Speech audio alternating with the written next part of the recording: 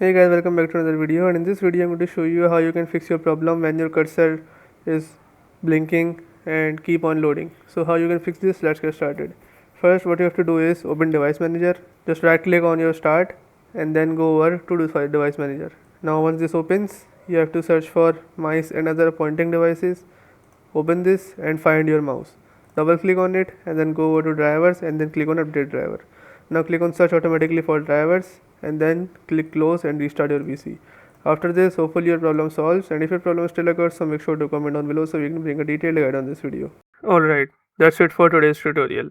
I really hope this video helped you solve your problem or learn something new about your PC. My goal on this channel is to make everything about computers simple and easy, whether it's fixing errors, downloading software or any game, boosting performance of any Windows or any game, or understanding new tools. If this video was helpful in any way, don't forget to hit the like button because it really motivates me to keep bringing you more useful content.